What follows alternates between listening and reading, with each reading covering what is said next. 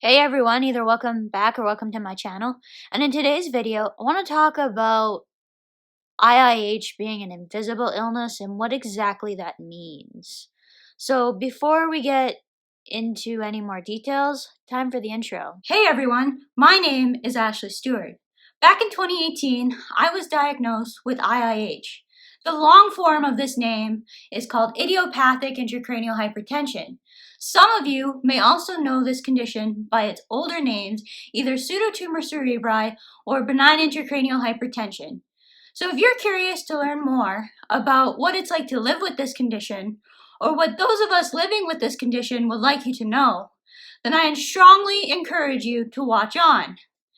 Don't forget to subscribe and click that notification bell down below so that you get updated about further videos. I upload new content every Monday and Thursday afternoon. IIH is a chronic illness and it's an invisible illness. So the invisible means that by looking at me, you're not able to really tell that I'm not feeling well.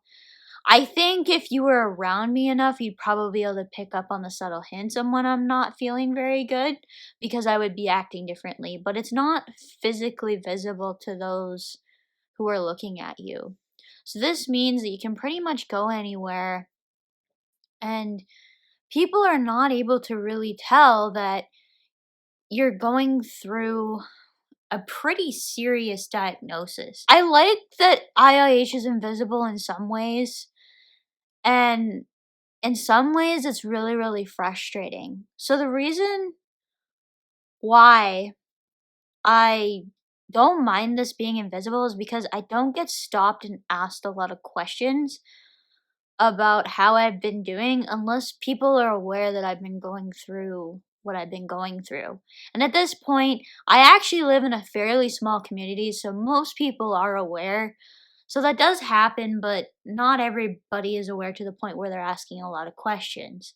And to be honest, you don't know how much detail sometimes people want to know. A majority of it is quite frustrating. So on the same way that you get not a lot of questions,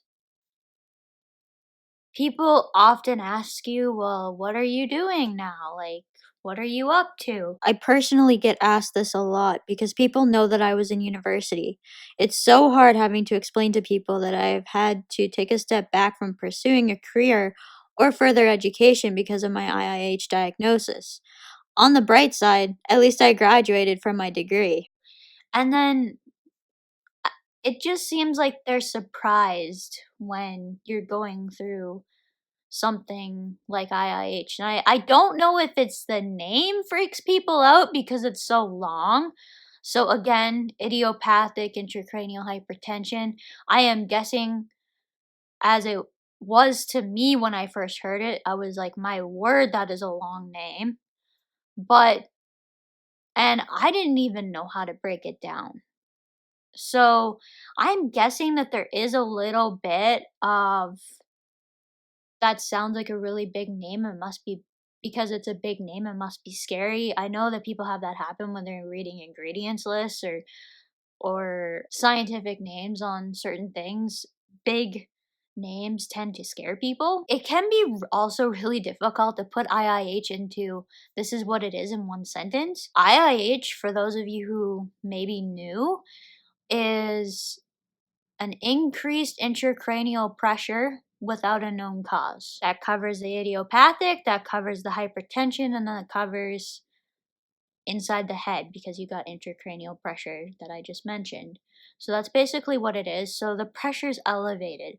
So what had happened was they did a whole bunch of tests and I had everything from ophthalmological exam, which showed a swelling of my optic nerves, to a high opening pressure when they did a lumbar puncture. Because this is such a long name, I think, and because it can be very difficult to explain to people in a really, really short way what it is, I think it might scare some people. It's really, really frustrating with an invisible illness because you don't look sick, so people don't understand when you have to cancel plans, when you have to go to different doctor's appointments because of follow-up, checkup.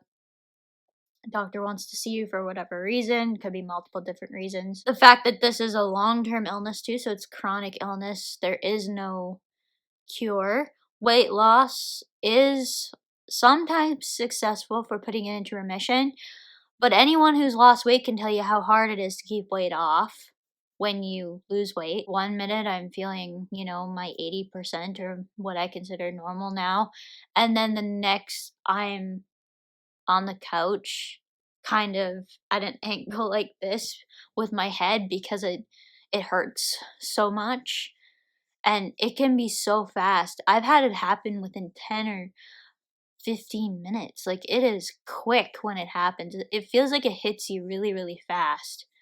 And I don't know if anyone else has that happen. For those of you who have IIH who watch the channel, let me know down below if you think it's more of a slow progression of feeling all right to I'm not feeling good at all, for those of you who can tell, or if it's more quick. IIH is extremely subjective to experience, so that means that I feel everything, but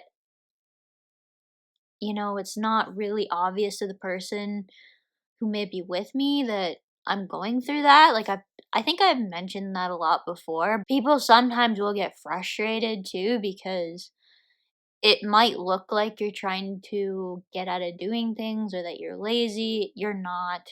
Just my best piece of advice is ignore those type of people, and you know what you're going through.